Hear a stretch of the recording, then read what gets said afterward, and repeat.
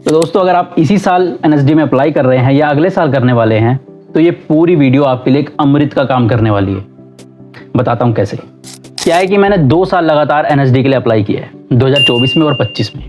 तो मैं अपने एक्सपीरियंस से आपको वो सारी चीज़ें बताने वाला हूँ कि क्या चीज़ आपको गलत नहीं करनी है और क्या चीज़ सही करनी है। अब आप में से कई लोग सोच रहे होंगे कि यार ये खुद तो सिलेक्ट हुआ नहीं, हमें क्या बता रहा है। लेकिन दोस्तों बात ऐसी है कि जैसे एडिसन ही बता सकता था कि सही तरीके से बल्ब कैसे बनेगा, क्योंकि वो एक्सपीरियंस कर चुका था कि 100-200 उसने गलत बना लिए थे। एक सीरीज़ है एस्पिरेंट, अगर आप वो देखोगे उसमें क्या है कि एक जो मेन कैरेक्टर एस्पिरेंट होता है वो कहता है कि यार ये टीचर जो है ये क्या बताएगा, मतलब ये क्या हमें पढ़ाएगा अच्छे से, ये खुद तो फेल हो गया, खुद तो आईएएस बन नहीं पाया।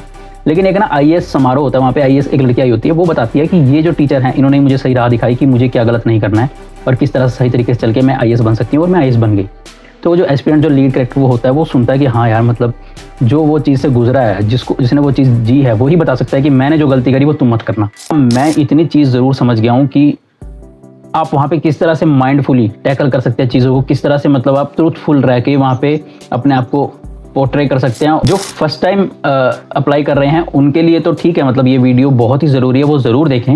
लेकिन जो सेकंड टाइम अप्लाई कर रहे हैं उनका खुद का पहले का एक्सपीरियंस कुछ ना कुछ होगा, वो भी अपना कमेंट में बता सकते हैं अगर वो इंटरेस्टेड हों। लेकिन जो फर्स्ट टाइम दे रहे हैं वो ज़रूर पूरी वीडियो देखें। शुरू करते हैं वीडियो को। तो बात शुरू होती है कि 2023 से, जब मेरे एक दोस्त ने मुझे कहा कि चला यार एनएसडी का मतलब हम भरते हैं अब, क्योंकि जब मैं थिएटर कर रहा था पहले कॉलेज में, फिर प्रोफेशनली करा मैंने, तो 2022 के आसपास मेरी ग्रेजुएशन हो गई थी कंप्लीट। तो 2023 में मेरे पास था कि मैं अप्लाई करूं, लेकिन मैंने कहा कि नहीं यार अभी थोड़ा और रुकता हूं, 2024 में करूंगा अप्लाई। फिर आया 2024। अब 2024 में मेरे दोस्त ने भी भरा और मैंने भी, हम दोनों ने। तो मुझे थोड़ी बहुत गाइडेंस मिल गई थी मेरे दोस्त से। तो अब हम गए इंटरव्यू के लिए। कुछ जो गाइडलाइंस आती है बॉयज़ की अलग होती है, गर्ल्स की अलग होती है। तो जो 2024 की तो मेरे पास अब नहीं पड़ी है, लेकिन हाँ 2025 की मैं आपको स्क्रीन पर दिखाऊंगा। तो उसमें आपको 2 मोनोलॉग आते हैं और काफ़ी सारे प्लेज होते हैं, उसमें से कोई 2 नाटक आपको पढ़ के जाने होते हैं। एक पोइट्री आती है और एक पोइट्री आपको अपनी तरफ से याद करनी है, ठीक है, लेके जानी है प्रिपेयर करके। और 2 मोनोलॉग में से एक मोनोलॉग आपको करना है और एक अपनी तरफ से करके लेके जाना है। नाटक और भी पढ़े हैं तो अच्छी बात है, लेकिन वो जो 2 नाटक पढ़े हैं उसका चीर फाड़ कर दो, निचोड़ दो उस पूरे नाटक को, कि आपको दिमाग में ऐसा बैठ जाए कि आपको ये पता हो कि ये सीन किस पेज नंबर पे ये सीन हो रहा है, या ये कैरेक्टर इसको क्यों बोल रहा है, वो कैरेक्टर ने उसको ऐसा क्यों कह दिया, ये ऐसा क्यों कर रहा है। आपको सारी नॉलेज होनी चाहिए, राइटर्स की पता होनी चाहिए। राइटर्स के कम से कम आप 10-12 राइटर्स के नाम याद रखो जो नाटककार हैं, ठीक है, उनके नाम याद रखो। आप राइटर जो प्ले आप पढ़ के जाओगे उसके राइटर्स के बारे में थोड़ी जानकारी हासिल कर लेना। वहाँ पे गाना गाने के लिए कहेंगे और थोड़ा सा आपको कोई ताल पे थिरकने के लिए कहेंगे।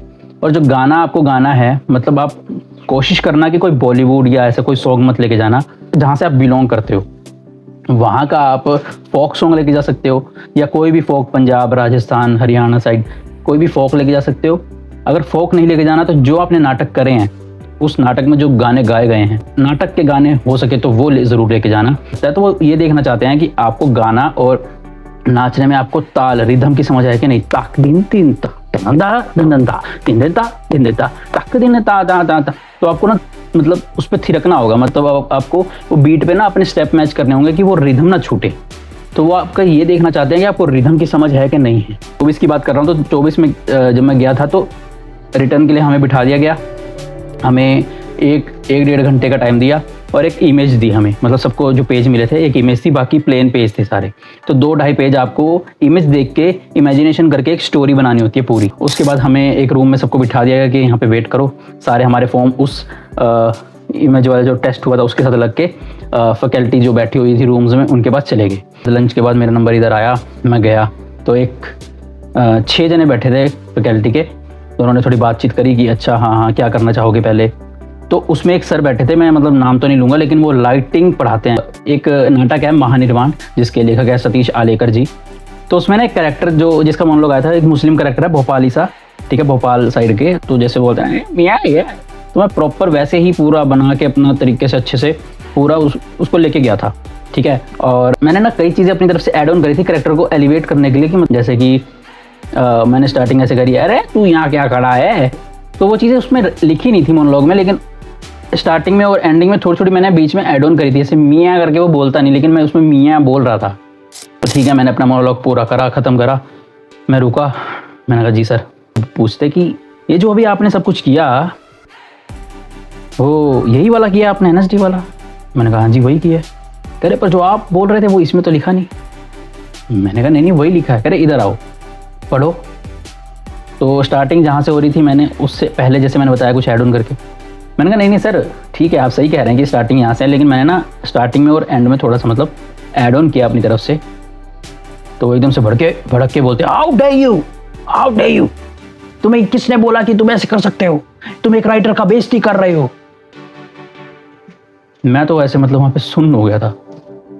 मैं कहा ये क्या हो रहा है भाई, गला सूख गया। मैंने कहा भाई अब क्या करूं। मैंने कहा इस तरह क्यों कर रहे हैं, लेकिन वो मैं तो थोड़ा सुन्न हो गया था, लेकिन वो ये देखना चाह रहे थे कि मैं क्या जवाब देता हूँ, मुझे इस चीज़ की क्या समझ है। वो तो मुझे बोलने लग गए थे किसने सिखाया तुम्हें, ये गलत सिखाया है, जिसने सिखाया है तुम्हारा गलती नहीं है उसका गलती है। अब जिनसे मैंने सीखा मैंने उनसे बात करी, वो कहते कि अगर वो कैरेक्टर की सोल, उसका जो थॉट, उसका जो है वो अगर तूने नहीं छोड़ा ना और पूरा वैसे ही तो कोई दिक्कत नहीं है। वो डराने के लिए थोड़ा बहुत करते हैं इस तरह के। तो मैं तो डर गया। फिर अगला उन्होंने बोला कि अब मैं चुप खड़ा हूँ। मैंने कहा सर अब मुझे तो बस यही है कि भाई मैंने तो कर दिया। कह रहे और कुछ करा है मैंने कहा हाँ दूसरा। कह रहे नहीं दूसरा मोनोलॉग नहीं करना, गाना गाओ। मैं वही गलती जो मैं आपको मना कर रहा हूँ, मैंने बॉलीवुड का गाना गा दिया। तो कहते चलो इसी के साथ डांस भी। अब वो मेरी फिरकी लेने शुरू कर दी उन्होंने।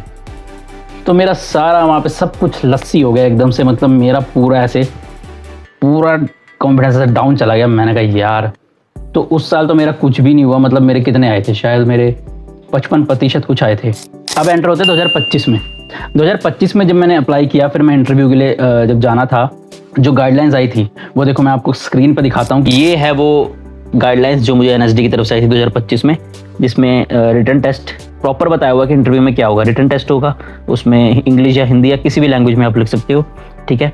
और प्रैक्टिकल में क्या होगा कि मोनोलॉग सुनेंगे, एक जो उनकी NSD की तरफ से आएगा वो तैयार करना है, एक आपको खुद से तैयार करके लेके जाना है कोई मोनोलॉग, ठीक है।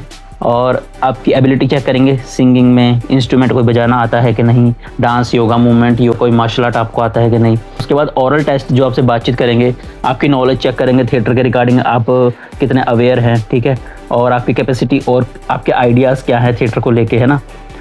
और अंडरस्टैंडिंग ऑफ प्ले जो आप पढ़ के जाओगे, जो इनकी तरफ से प्ले आते हैं ना कि 12-20 प्ले ये देते हैं, उनमें से कोई 2 प्ले आपको पढ़ के जाने होते हैं। तो वो प्लेस की अंडरस्टैंडिंग, उनके राइटर्स की अंडरस्टैंडिंग आपको है कि नहीं, ये वो चेक करेंगे। 23 प्ले दिए हैं, इसमें से अब आपको कोई 2 नाटक पढ़ के जाने हैं। तो ये इनमें से कोई भी आप 2 पढ़ के चले जाना इनफ है। पहली जो स्पीच आई थी, मोनोलॉग आया था, वो था ये। सेकंड मोनोलॉग था जो, वो था शाकार, ये वाला, और यही मैंने परफॉर्म किया था 2025 के इंटरव्यू में। अब ये थर्ड एंड लास्ट मोनोलॉग उनकी तरफ से जो आया हुआ है, स्कंदगुप्त। तो 3 मोनोलॉग आए थे टोटल। तो सिर्फ इतनी ही गाइडलाइंस आती हैं उनकी तरफ से, बाकी जो लिखा था कि गाना ये सब वो अपनी तरफ से करना होता है। तो मैंने शाकार का डिसाइड किया करने का, और उसमें लेकिन शाकार वो क्यों कर रहा है, वो क्या शाकार क्या है, मुझे कुछ नहीं पता था। तो वो शाकार कैरेक्टर है, एक मृच्छकटिकम नाटक है, शूद्रक द्वारा लिखा गया। मैंने मृच्छकटिकम सारी जगह पूछ लिया नाटक आसपास, तो कहीं नहीं मिला मुझे वो नाटक। फिर ऑनलाइन ऑर्डर करी, बहुत इधर उधर घूम के धक्के खाने के बाद। तो दोस्तों अगर आपके पास बुक नहीं है, इधर उधर से आपको पॉसिबिलिटी नहीं लगती, तो आप ज़रूर ऑर्डर करवा लो, कि ऑर्डर में मतलब 2-2.5 दिन लगेंगे और आ जाएगी आसानी से। और अगर आपको कोई बुक नहीं मिलती है तो मुझे कमेंट में बता देना, मैं आपको वो बुक का लिंक दे दूँगा, ठीक है। तो बुक मैंने ऑर्डर करनी, ऑनलाइन ऑर्डर करी मैंने बुक। फिर मैं उसको मतलब मैंने करैक्टर के लिए, वो पूरी इतनी मोटी बुक थी मृच्छकटिकम की, मैंने पूरी बुक पढ़ी। तो बुक पढ़ी, फिर मैंने करैक्टर समझा, करैक्टर वो क्यों कर रहा है, कब कर रहा है, क्या सिचुएशन में है, सब कुछ समझा। फिर मैंने वो करैक्टर तैयार किया, मोनोलॉग तैयार किया। जो नाटक दिए हुए थे उस नाटकों में से मैंने एक ययाति और अभिज्ञान शकुंतलम, ये 2 पढ़े थे।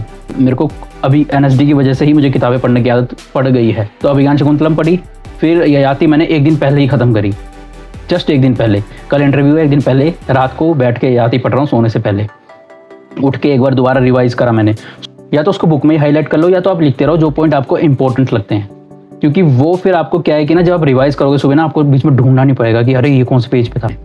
अब मैं एग्जाम देने जब पहुंचा वहाँ पे, फिर हमें जब टेस्ट के लिए बिठाया गया, अब क्या है कि चेंज क्या हुआ था, जो रिटर्न टेस्ट है वो क्या हुआ था, पहले जो हुआ था वो था इमेज वाला, जो कि काफ़ी टाइम से चलता आ रहा था कि इमेज आती है, उसकी इमेजिनेशन, इमेज को देख के इमेजिनेशन से अपनी एक स्टोरी लिखनी है। इस बार जो चेंज हुआ था वो ये था कि 20 नंबर का हमें MCQ आए थे। MCQ कैसे कि ये किताब किसने लिखी है, इस फॉर्म का नाम क्या है, इस थिएटर फॉर्म का नाम क्या है, इस तरह के क्वेश्चन जो कि मतलब कि उसमें से आधे ठीक है, मतलब मुझे ऐसा लग रहा था कि हाँ भाई 6-7 नंबर का तो मुझे पता है इसमें, लेकिन आगे जो थे मतलब उसमें थोड़े बहुत तुक्के ही चले हैं कि, और वो आपको कोई ऐसा सिलेबस नहीं बताता कि ये आपको क्वेश्चन आएंगे, कहीं से भी आ सकते हैं आपको, कहीं से भी। पहले इंटरव्यू बोलने वाले हो गए, फिर उसके बाद एंड में ये रिटन एग्जाम हुए थे। इंटरव्यू के लिए मैं गया तो इस बार पिछले से बिल्कुल अलग लोग बैठे थे, मुझे लगा पिछले वाले सेम बैठे होंगे, अलग थे लोग। तो जब मैं पहुंचा, ठीक है, उन्होंने बोला कि कौन सा करो मोनोलॉग का पहले कोई सा, तो मैंने अपना करा, ठीक है, ठाकुर वाला करा, फिर अपना शकार वाला, दोनों में उन्होंने आधे आधे में ही मुझे रोक दिया था, ठीक है। फिर उन्होंने वहाँ पे तबला बजवाया, तो मैंने उस तबले पे मैं थिरकता रहा। मैं ये नहीं देख रहा था कि हाँ भाई डांस में कैसे कर रहा हूँ, लेकिन मुझे था कि मैं बीट ना छोड़ूँ कोई भी। तो जैसा भी मैं ऐसे टक टक करके नाच रहा था ना, मैं बीट पूरी पकड़ पकड़ के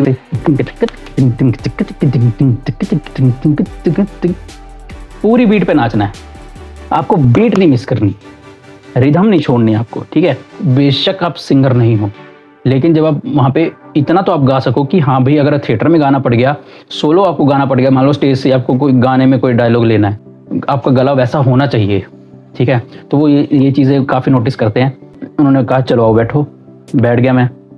अब उन्होंने पूछा कि बताओ मतलब क्या पढ़ा आपने, मैंने कहा ये याति पढ़ा है और अभिज्ञान शाकुंतलम, ठीक है। फिर उसके बाद उन्होंने बोला ये याति में कितने पात्र हैं, मैंने कहा कि उसमें इतने इतने पात्र हैं, उनके ये नाम है, सब कुछ बता दिया। किसने लिखा है, गिरीश कर्नाड जी ने लिखा है। उन्होंने फिर मुझे एकदम से बोला कि कोई 3 प्ले राइटर के नाम बताओ। पता तो मुझे थे 7-8 कसम से, लेकिन वहाँ पे जब मैं बताने लगा ना, तो मैंने कहा विभांशु वैभव जी, गिरीश कर्नाड जी। अब फिर मैं ऐसा ब्लैंक हुआ ना वहाँ पे ऐसे बैठे बैठे कि मुझे ये नहीं पता लग रहा था कि मैं सोच तो रहा हूँ, लेकिन मैं क्या सोच रहा हूँ, ऐसा ब्लैंक हो गया था मैंने कहा यार क्या करूँ, क्या सोच रहा हूँ, मैं सोच क्या रहा हूँ अभी, नाटक उसके राइटर के नाम सोचना, मैं क्या सोच रहा हूँ, कुछ नहीं समझा रहा था। मैंने एकदम से बोल दिया, मतलब उस ब्लैंक में और नर्वसनेस में मैंने बोल दिया प्रेमचंद। उन्होंने कहा प्रेमचंद प्ले राइटर हैं? मैंने कहा सर, मैंने कहा नहीं सर, बस वहाँ पे मेरे को पता लगा कि यार थोड़ी सी लस्सी होगी यार ये तो। मैंने कहा मेरे को पता था यार, मैं मोहन राकेश बोल सकता था, शेक्सपियर बोल सकता था, तो मुझे पता थे 2-3, लेकिन मेरे दिमाग में नहीं आया उस टाइम पे कि आप इसके बाद क्या करना चाहते हो। मैंने बताया कि मैं एनएसडी रेपेट्री में जाना चाहता हूँ, तो सब कुछ बात हुई। फिर उन्होंने मेरे को ठीक है ओके। और सबसे पहले एंटर होते ही ना उन्होंने मेरे से एक सवाल ये पूछा था, कह रहे आपने कितने नाटक किए? मैंने कहा इतने नाटक किए। कह रहे जितने रिक्वायर्ड है आपने उतने ही किए हैं? मैं थोड़ी देर के लिए हो गया, मैंने कहा नहीं सर, मैंने नाटक ये तो किए हैं, और कई नाटक हमारे ऐसे हुए हैं जो रिपीट पे हुए हैं, तो वो रिपीट भी हुए हैं, तो कम से कम मैंने 8-9 नाटक किए हैं, और उसमें से कुछ रिपीट हैं और कुछ जो आपके सामने वो ये है। तो उन्होंने बोला अच्छा ठीक है। आपको वही करना है कि आपको मेंटली कैसे टैकल करना है, अपने दिमाग को खुला रखना है और कॉन्फिडेंटली हर चीज़ का जवाब देना है। वहाँ पे अपने आप को फेक नहीं दिखाना, मतलब अरे मेरे को तो अगर नहीं आता ना तो सीधा वहाँ पे खड़े खड़े बोल दो कि नहीं सर ये नहीं पता मुझे, हाँ सर ये पता है मुझे, तो सीधा बोल दो।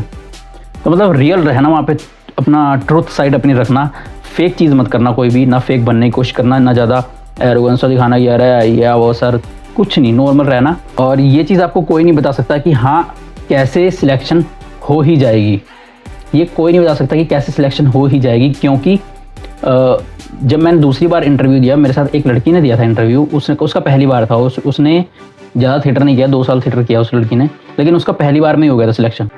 तो ये आपको कोई नहीं बता सकता कि सिलेक्शन क्या ऐसा है कि आप ये करोगे तो आपको एनएसडी में हो जाएगा। तो एनएसडी में आपका होगा नहीं होगा थोड़ा सा किस्मत पे, और थोड़ा सा आप उस टाइम पे आपका दिन है नहीं है उस पर भी थोड़ा डिपेंड करता है, लेकिन मेन जो हमारे हाथ में है कि हाँ हम क्या गलत नहीं करना है हमने, और क्या सही तरीके से क्या चीज़ें करनी है वो हम कर सकते हैं, अपना 100% हम दे सकते हैं। बाकी होना ना होना वो भगवान के हाथ में है। और आपको इसमें क्या क्या यूज़फुल लगा और क्या आप सीख पाए समझ पाए वो ज़रूर बताना, लाइक शेयर सब्सक्राइब करना, अच्छे से ऑडिशन देना। आप सबको best of luck for your NSD interview, और मैं चाहता हूँ कि आप सब जितने भी लोग देख रहे हैं आप ज़रूर अपने सपने पूरे करें और सिलेक्ट हो जाएं।